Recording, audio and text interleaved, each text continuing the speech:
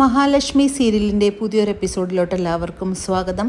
അങ്ങനെ സീമന്തിനാണെങ്കിൽ ദുർഗയുടെ അടുത്ത് വന്ന് പരാതി പറയുന്നുണ്ട്. വാമേട്ടനെ പോലീസ് പിടിച്ചുകൊണ്ട് പോയി, എന്താണ് കാരണമെന്നറിയില്ല എന്നെല്ലാം പറയുമ്പോഴേക്കും നമ്മുടെ ദുർഗ പറയുന്നുണ്ട്, എന്തെങ്കിലും ഒരു കാരണമില്ലാതെ വാമേട്ടനെ അങ്ങനെ പോലീസ് പിടിച്ചുകൊണ്ട് പോകുമോ ഏട്ടത്തി എന്നെല്ലാം ചോദിക്കുമ്പോഴേക്കും എനിക്കറിയില്ല, പോലീസ് വന്നിട്ട് പറയുന്നു നിന്നെ അറസ്റ്റ് ചെയ്ത് കൊണ്ടുപോവുകയാണെന്ന് പറഞ്ഞുകൊണ്ടാണ് വാമേട്ടനെ പിടിച്ചുകൊണ്ട് പോയതെന്ന് പറയുമ്പോൾ ഇനി ഞാൻ എന്ത് ചെയ്യും? സ്വാതിയാണെങ്കിൽ അന്നേരം മുതൽ കരച്ചിലാണെന്നും ഒരുത്തനാണെങ്കിൽ മേലോട്ട് നോക്കി കിടക്കുകയാണെന്നും ഞങ്ങളുടെ കാര്യമല്ല, എങ്ങനെ നടക്കും? വാമേട്ടനെ എങ്ങനെയെങ്കിലും പുറത്ത് ഇറക്കണമെന്നെല്ലാം പറഞ്ഞുകൊണ്ട് ദുർഗയുടെ അടുത്ത് വന്ന് കരയാണ് സീമന്തിനി. ദുർഗ വീണ്ടും ചോദിക്കുന്നുണ്ട്, എന്തെങ്കിലും തെറ്റ് ചെയ്യാതെ വെറുതെ പിടിച്ചുകൊണ്ട് പോവുക ഏട്ടത്തി എന്ന് ചോദിക്കുമ്പോഴേക്കും നമ്മുടെ സീമന്തിനി ആണെങ്കിൽ മനസ്സിൽ വിചാരിക്കുന്നുണ്ട്, നിൻ്റെ ഭർത്താവിനെ കൊന്ന കുറ്റത്തിനാണ് എൻ്റെ ഭർത്താവിനെ പിടിച്ചുകൊണ്ട് പോയതെന്ന് നിന്നോട് എനിക്കൊരിക്കലും പറയാൻ പറ്റില്ലല്ലോ എന്ന് മനസ്സിൽ വിചാരിക്കുകയാണ്. വാമേട്ടനെ വല്ല കള്ളക്കേസിലും കുടുക്കിയതാണെന്നെല്ലാം പറയുന്നുണ്ട് ദുർഗ സീമന്തിനിയോട്. അത് കേട്ടുകൊണ്ട് വരുന്ന കണ്ണനാണെങ്കിൽ ദുർഗയോട് പറയുന്നുണ്ട്, അയാളെ കള്ളക്കേസിൽ കൊടുക്കേണ്ട യാതൊരു കാര്യവും എനിക്കില്ല എന്നെല്ലാം പറയുമ്പോൾ പിന്നെ നീ എന്തിനാടാ വാമേട്ടനെ പോലീസിനെ കൊണ്ട് പിടിപ്പിച്ചതെന്നെല്ലാം ചോദിക്കുന്ന സമയത്ത് കണ്ണൻ പറയുന്നുണ്ട്, അയാളെ മാത്രമല്ല വേറെ ചിലരെയും പോലീസ് പിടിച്ചുകൊണ്ട് പോയിട്ടുണ്ടെന്നെല്ലാം പറയുന്നു. പിന്നീട് സീമന്തിനിയോടായിട്ട് മാറി നിന്നുകൊണ്ട് തന്നെ കണ്ണൻ സംസാരിക്കുന്നുണ്ട്. എന്നിട്ട് ചോദിക്കുന്നുണ്ട്, അയാളെ എന്തിനാണ് പോലീസ് പിടിച്ചുകൊണ്ട് പോയതെന്ന് നിങ്ങൾക്കറിയാവോ എന്ന് ചോദിക്കുമ്പോൾ എനിക്കൊന്നും അറിയില്ല എന്നെല്ലാം പറഞ്ഞുകൊണ്ട് സീമന്തിനിയാണെങ്കിലും കൈമലർത്തുന്നുണ്ട്. എന്നിട്ട് സീമന്തിനിയോട് പറയുന്നുണ്ട്, എൻ്റെ അച്ഛനെ കൊന്ന കുറ്റത്തിനാണ് അയാളെ പിടിച്ചുകൊണ്ട് പോയിരിക്കുന്നത്, അയാളെ മാത്രമല്ല ആ പ്രതാപനെയും പിടിച്ചുകൊണ്ട് പോയിട്ടുണ്ടെന്നെല്ലാം കണ്ണൻ പറയുന്നത് കേട്ട് ആകെ ഞെട്ടി വിറക്കിയാണ് സീമന്തിനി. എല്ലാം കൈവിട്ടു പോയല്ലോ എന്ന് മനസ്സിലാക്കുന്ന സീമന്തിനിയാണെങ്കിൽ കണ്ണൻ്റെ മുന്നിൽ കൈകൂപ്പിക്കൊണ്ട് തന്നെ കരയാണ്. എങ്ങനെയെങ്കിലും വാമേട്ടനെ രക്ഷപ്പെടുത്തണമെന്ന് പറയുമ്പോൾ അയാളെ ഞാൻ ഒരിക്കലും രക്ഷപ്പെടുത്തില്ല, അയാൾ എൻ്റെ അച്ഛനെ കൊന്നവനാണെന്നും എൻ്റെ മഹിയെ കൊല്ലാൻ ശ്രമിച്ചതാണെന്നും ബ്ലാക്ക് മെയിൽ ചെയ്ത് എൻ്റെ മഹിയിൽ നിന്നും പണം തട്ടിയെടുക്കാൻ ശ്രമിച്ച ഒരാളാണെന്നും എല്ലാം കണ്ണൻ പറയുന്നത് കേട്ട് സീമന്തിനിക്കാണെങ്കിൽ ആകെ വല്ലാത്ത വിഷമത്തിൽ തന്നെയാകുകയാണ്. നിങ്ങളിനി ഒരു നിമിഷം പോലും ഇവിടെ നിൽക്കാൻ പാടില്ല, ഇപ്പോൾ തന്നെ ഇവിടെ നിന്ന് ഇറങ്ങിക്കോണമെന്നെല്ലാം പറഞ്ഞുകൊണ്ട് സീമന്തിനിയെ അവിടെ നിന്ന് മാട്ടി ഇറക്കി വിടുകയാണ് കണ്ണൻ.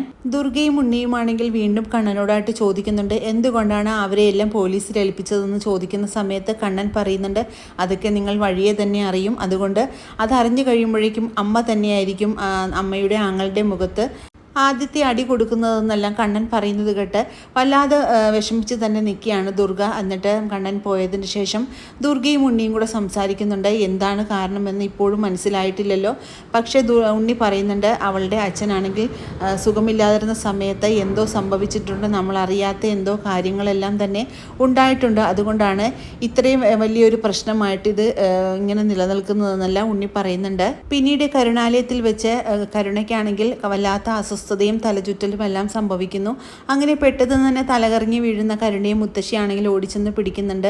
അയ്യോ മോളെ, മോക്ക് എന്താ പറ്റിയതെന്നെല്ലാം ചോദിച്ചുകൊണ്ട് മുത്തശ്ശിയാണെങ്കിൽ ആകെ വെപ്രാളപ്പെടുന്നു.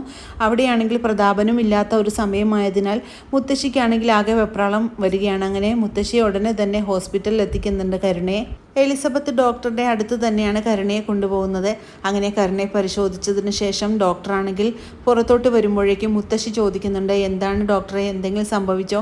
അവൾക്ക് ആദ്യം വ്യാധിയൊക്കെ ഇപ്പോൾ കുറച്ച് കൂടുതലാണ് എന്ന് പറയുമ്പോഴേക്കും എന്തെങ്കിലും കുഴപ്പമുണ്ടോ എന്നും ഡോക്ടറോട് ചോദിക്കുമ്പോഴേക്കും ഡോക്ടർ പറയുന്നുണ്ട്, കുഴപ്പമുണ്ടല്ലോ, ഈ കുട്ടി ഗർഭിണിയാണെന്നുള്ള കാര്യം ഡോക്ടർ പറയുന്നത് കേട്ട മുത്തശ്ശിയും കരുണയും ആണെങ്കിൽ ആകെ ഞെട്ടി വിറച്ചു പോവുകയാണ്. കാരണം ഇപ്പോഴാണെങ്കിൽ കരുണ ഗർഭിണിയായിട്ടുണ്ടെങ്കിൽ ഉണ്ണിയുടെ കൂടെയുള്ള ജീവിതം തന്നെ കരുണയ്ക്ക് മുന്നോട്ടുണ്ടോ എന്നുള്ള കാര്യത്തിൽ സംശയമാണ്.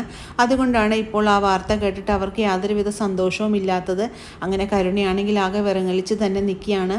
അങ്ങനെ മുത്തശ്ശിയും കരുണയും കൂടെ അങ്ങനെ ഡോക്ടറിൻ്റെ അടുത്ത് നിന്നും പുറത്തോട്ട് ഇറങ്ങുന്ന സമയത്ത് അവിടെ വെച്ച് മഞ്ജുവിനെയും മോഹിനിയെയും കാണുന്നു. അപ്പോഴേക്കും മുത്തശ്ശി പറയുന്നുണ്ട്, ആ രണ്ടുപേരും കൂടെ നിൽപ്പുണ്ട്, നമുക്കൊന്നും പറയണ്ട, മിണ്ടാതെ തന്നെ നിന്നാൽ മതി എന്നുമെല്ലാം മുത്തശ്ശിയാണെങ്കിൽ കരുണയോടായിട്ട് പറയുന്നുണ്ട്.